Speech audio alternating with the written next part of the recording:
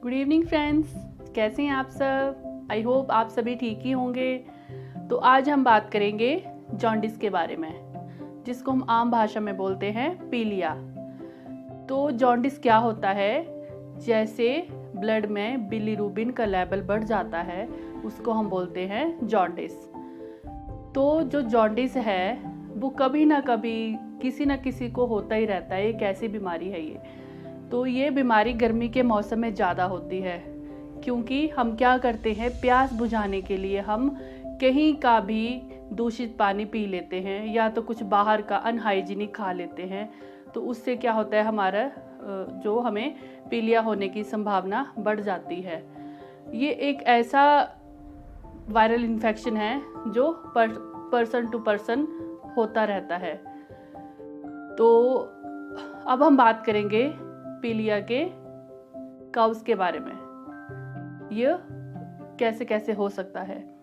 तो इसमें जैसे हमें कोई कभी मलेरिया हुआ हो तब भी हमें जॉन्डिस होने की संभावना बढ़ जाती है।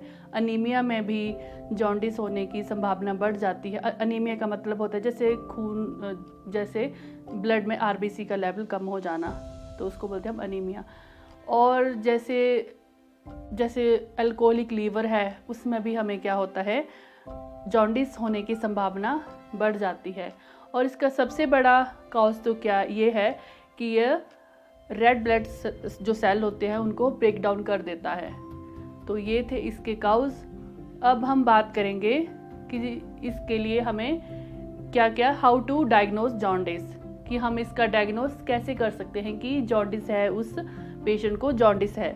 तो सबसे पहले जैसे हम उसमें जो करेंगे वो करेंगे सीरम बिलीरुबिन का जो टेस्ट है वो हम इसमें मतलब ज़्यादा करते हैं, क्योंकि इसमें जो बिलीरुबिन है वो ही पेशेंट का बढ़ जाता है। जो इसकी नॉर्मल रेंज है वो है 1.2 to 1.2 mg/dl। तो अगर इससे लेवल वो बढ़ जाता है एडल्ट में तो हम बोलते हैं कि उसको जॉन्डिस है। और इसमें क्या होता है, इसमें हम करते हैं पेशेंट का LFT liver function test patient का हम इसमें करते हैं।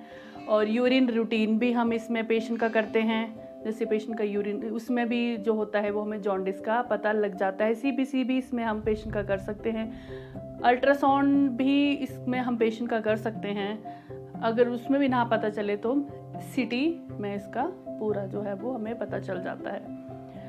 अब आती है बात इसके साइन एंड सिम्टम। पेशेंट में क्या क्या सिम्टम पाए जाते हैं कि हमें जिससे ये पता चलता है कि पेशेंट को जॉन्डिस है। तो सबसे पहले क्या होता है, हमें देखने से ही उसको ये पता चल जाता है। जैसे जो आइज़ का जो ये वाइट कलर का जो पोर्शन होता है वो येलो हो जाता है, और स्किन जो है वो भी पेल कलर की हो जाती है। यूरिन पेल कलर का हो जाता है। यूरिन पेल कलर का इसलिए हो जाता है क्योंकि जो जैसे ब्लड में बिलीरुबिन का लेवल जैसे बढ़ जाता है तो किडनी जो होती है वो उसको फिल्टर करने में असमर्थ हो जाती है। तो जिससे क्या होता है, यूरिन जो है वो येलो कलर का आना शुरू हो जाता है। और भूख ना लगना, पेशेंट को भूख बहुत कम लगती है जैसे, और उल्टी का मन करना, उल्टी का भी मन करता है। फीवर भी रहता है, बुखार आता है पेशेंट को। तो ये थे इसके साइन एंड सिम्टम। अब हम बात करेंगे इसके ट्रीटमेंट की। क्या वैसे तो एडल्ट्स में इसका कुछ खास ट्रीटमेंट दिया नहीं है। इसका जो है वो हम एंटी वायरल जो मेडिकेशन है वो पेशेंट को दे सकते हैं, और पेशेंट को हम आयरन सप्लीमेंट्स दे सकते हैं उनको। और सबसे ज़्यादा इसमें जो चाहिए होती है वो है रेस्ट। पेशेंट को इसमें रेस्ट बहुत ज़्यादा ज़रूरी होती है। रेस्ट पेशेंट को जो है वो उसमें हेल्प करती है इम्प्रूव करने में। और आती है उसके बाद उसकी पेशेंट की डाइट में जैसे ऑयली फूड नहीं खाना है पेशेंट ने, स्पाइसी भी नहीं खाना है, बिल्कुल मतलब फ्राई किया हुआ कुछ भी ना खाएं। हो सके तो ज़्यादा उबला ही आप मतलब प्रेफर करें ज़्यादा। तो ये आ गया पेशेंट की डाइट के बारे में। अब आया उसकी मतलब जूस वगैरह वो ज़्यादा लें। जूस जैसे इसमें हम बोलते हैं कि सबसे जॉन्डिस में सबसे जो अच्छा जूस होता है वो है गन्ने का जूस। तो आप इसमें गन्ने का जूस भी ले सकते हैं। सूप आप गोभी का भी ले सकते हैं, गाजर का भी ले सकते हैं, लौकी का भी सूप ले सकते हैं आप। और उसके बाद हम सूप, ये हो गया उसकी डाइट का। अब उसको क्या, बस यही है उसकी मतलब ट्रीटमेंट, यही आपने इसमें करना है। नेक्स्ट आगे बात इसकी कॉम्प्लिकेशन की, कि जैसे किसी को जॉन्डिस हो गया तो उसके आगे क्या क्या कॉम्प्लिकेशंस हो सकती हैं। सबसे पहले आ गई कॉन्स्टिपेशन हो सकती है उनको। कॉन्स्टिपेशन मतलब कि पेशेंट बाउल ओपन नहीं कर पा रहा है, जैसे स्टूल पास नहीं कर पा रहा है, कितने कितने दिन वो मोशन पास नहीं मतलब कर पा रहा है, तो वो होती है कॉन्स्टिपेशन।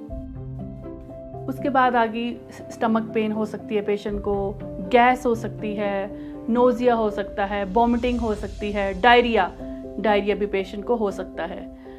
अब हम बात करेंगे इसकी प्रिवेंशन की, हम इसको कैसे रोक सकते हैं। तो सबसे पहले है हम जो हेपेटाइटिस का जो इन्फेक्शन है उसको सबसे पहले हमने अवॉइड करना है।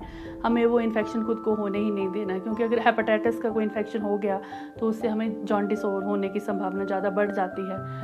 दूसरी बात आ गई हाइजीनिक मतलब फूड लें, जैसे पानी भी आप उबला हुआ पिएं, क्योंकि गर्मियों में ये होता है कि मतलब ज़्यादा आप ऐसा करते हैं कि उबला हुआ पानी लें, तो वो आपके लिए ज़्यादा अच्छा रहता है। अल्कोहल ना लें, और जो अल्कोहल लेते हैं वो बिल्कुल लिमिट में लें। अपने कोलेस्ट्रॉल लेवल को मैनेज करके रखें और अपने वेट को भी मेंटेन करके रखें।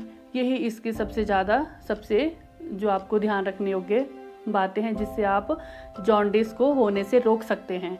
तो ये थी जॉन्डिस के बारे में आज हमारा जो ये डिस्कशन थी।